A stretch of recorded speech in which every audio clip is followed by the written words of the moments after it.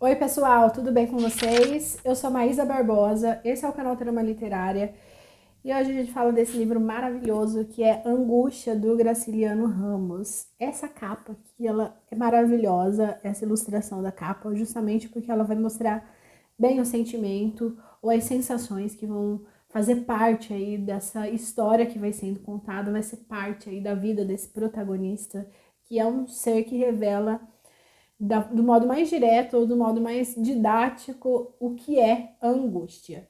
Essa edição aqui é da Record, eu gosto bastante dela, justamente porque ela tem um pós-fácil aí escrito pelo Silviano Santiago e que é bastante esclarecedor. Eu gosto bastante desses livros que vêm com informações complementares, que vêm com textos escritos a respeito do texto, com artigos escritos a respeito do texto, justamente porque ajuda a gente a entender e avançar um pouquinho na interpretação da obra. Se você está chegando por aqui agora, já te convido a se inscrever no canal, ativar as notificações, compartilhar o vídeo se você gostar, enfim.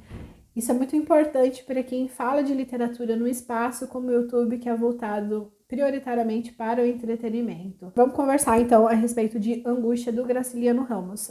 Bom, Angústia é um livro que o Graciliano Ramos ele fala em memória do cárcere que ele não achava que faria tanto sucesso, que não cairia tanto na popularidade, justamente porque ele diz que é uma obra que não atende ao gosto do público.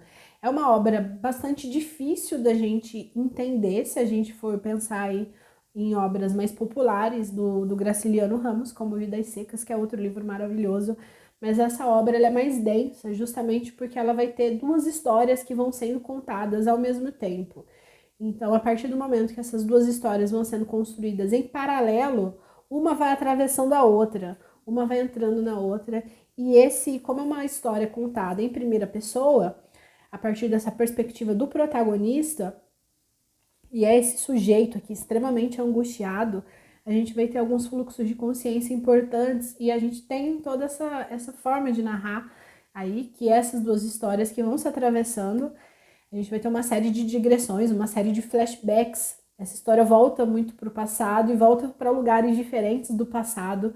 E aí, quando retorna, muitas vezes para um leitor que não esteja tão habituado assim, pode ser uma leitura que pareça densa demais. Mas ainda assim, vale a pena insistir em Angústia, porque é uma história maravilhosamente bem escrita. Uma coisa que eu gosto em Angústia é o fato de que a história ela possui dois ritmos, assim, na minha opinião. A gente tem a primeira parte da história, ela é contada de modo muito devagar, de modo muito arrastado, de modo muito lento mesmo. E de repente, a partir de determinados acontecimentos, essa história ela meio que começa a ganhar outro ritmo, assim. Começa a ter muita coisa acontecendo ao mesmo tempo. E a gente tem, então, uma história que começa muito devagar e, de repente, por razões que importam para a narrativa, ela começa a ser completamente acelerada. Então, é muito interessante a leitura e a gente perceber, então, a qualidade da escrita do Graciliano Ramos, que é inquestionável. E por que essa história tem dois ritmos? E por que isso é importante para a narrativa? Bom, vamos falar do protagonista. O protagonista é Luiz Silva, um sujeito que é escritor, que é jornalista, que trabalha numa repartição pública. Então, ele é um sujeito estudado, ele tem um conhecimento importante, ele tem atuações importantes, ele desempenha aí funções de trabalho importantes, mas mesmo assim ele é um sujeito que é extremamente pobre, que tem dificuldade para pagar a pensão, tem dificuldade para pagar as contas, e mesmo sendo esse sujeito que estudou, que tem condição intelectual, ainda assim ele é esse sujeito que não consegue pagar suas contas, ainda que ele tenha aí essas pelo menos 3 profissões. Se considera feio, se considera desinteressante, se considera alguém que é invisível para a sociedade e especificamente invisível para as mulheres. Então ele é meio que alguém que ele é um sujeito que se considera como alguém sem relevância, como alguém sem importância. Então, dentro das funções que ele desempenha, ele não angaria sucesso. Também é um cara que não se considera bonito, ele se considera, aliás, bastante feio. Além de feio, ele se considera como alguém desinteressante. Então, ele é um sujeito ali que meio que invisível, ele se considera meio que invisível. Mas a gente vai tendo uma série de acontecimentos que vão fazendo com que esse sujeito se torne cada vez mais angustiado. Então, cada vez mais ele vai participando de um desespero, de uma angústia, de um sofrimento que só quem tem acesso a ele né? Porque tudo isso acontece no plano do seu pensamento, ele não compartilha essa angústia, ele não compartilha esse sofrimento, esse desespero, mas também está acessível para o leitor.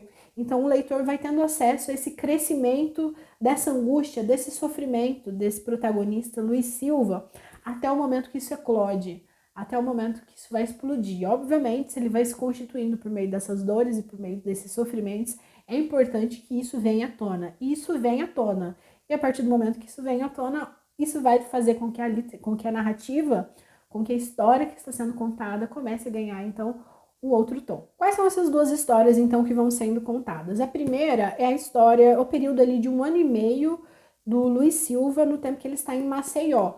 Luiz Silva cresceu na fazenda, cresceu na zona rural, ele é filho de uma família que tinha posses e que foi perdendo essas posses e essas importâncias, foi perdendo esses domínios de terra e com isso foi perdendo a sua importância. Então, Luiz Silva precisa, com a família, ir para a capital e aí vai contar mais ou menos esse período de 1 ano e meio, quando ele já adulto, está vivendo, ele está trabalhando nessa repartição pública, se apaixona por Marina, essa paixão por Marina vai ser bastante importante, então vai contar esse período de 1 ano e meio, a partir do momento que ele se apaixonou por Marina e tudo o que isso implicou na vida dele. Essa é uma história.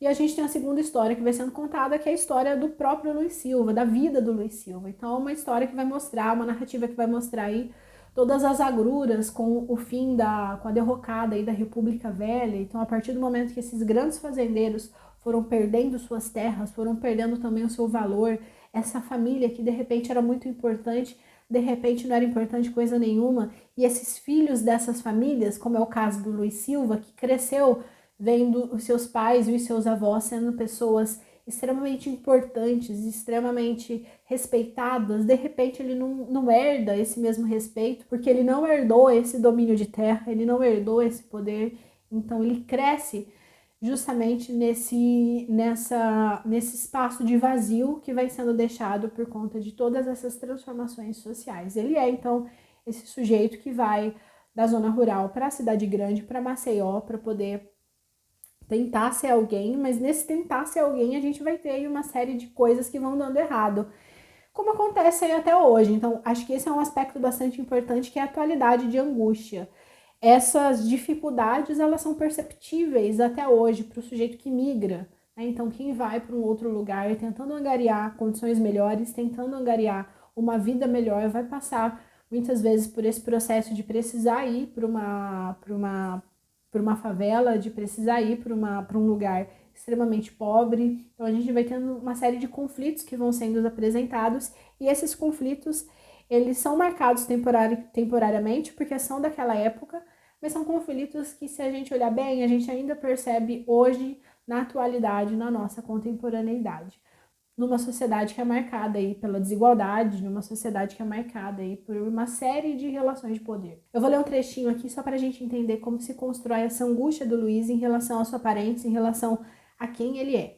Diz ele: 35 anos, funcionário público, homem de ocupações marcadas pelo regulamento. O Estado não me paga para eu olhar as pernas das garotas. E aquilo era uma garota.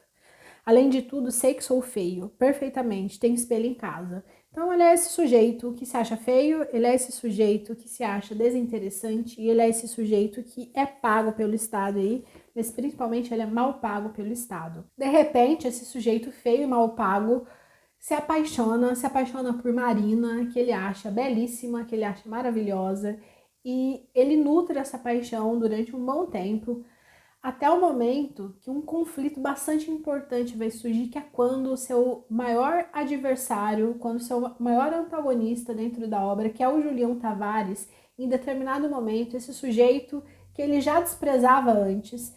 Então depois a gente fala um pouquinho sobre o Julião Tavares, mas de repente ele percebe esse sujeito que ele já desprezava antes, ele percebe, aliás, a Marina flertando com esse sujeito que ele sempre desprezou. Quando isso acontece, o mundo dele cai, o mundo dele se transforma de maneira absurda. Então, de repente, ele percebe a Marina, a sua Marina, flertando com esse sujeito que ele considera profundamente desprezível. Isso é um golpe absurdo para o Luiz Silva, justamente porque todas essas angústias que ele já tinha anteriormente em relação ao sujeito que ele era, que se intensificam a partir do momento que chega na sua vida uma mulher que ele considera bonita demais, interessante demais e que ele se apaixona perdidamente. Quando ele percebe a sua Marina flertando com Julião Tavares, para ele vai ser um golpe absurdo, justamente porque essa angústia, que já não era pouca, vai se tornar ainda maior. Esse sofrimento ele cresce de uma maneira bastante significativa. Como a narrativa é em primeira pessoa, a gente tem acesso de fato ao que ele pensa a respeito do Julião Tavares. Por que ele considera Julião Tavares tão asqueroso?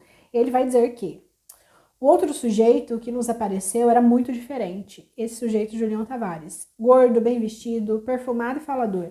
Tão falador que ficávamos enjoados com as lorotas dele. Não podíamos ser amigos. Em primeiro lugar, o homem era bacharel, o que nos distanciava.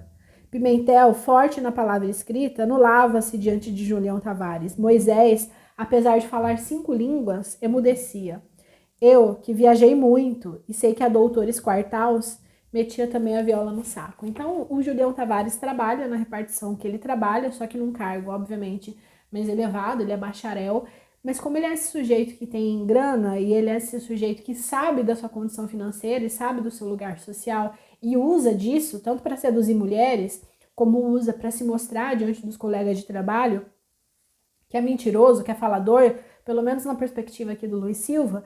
Então, o Luiz Silva ele vai nutrindo esse profundo desprezo pelo Julião Tavares, porque ele representa tudo aquilo que ele não é. Então, ele se considera mais inteligente que o Julião Tavares, mas quem que tem mais prestígio? Quem que tem mais dinheiro?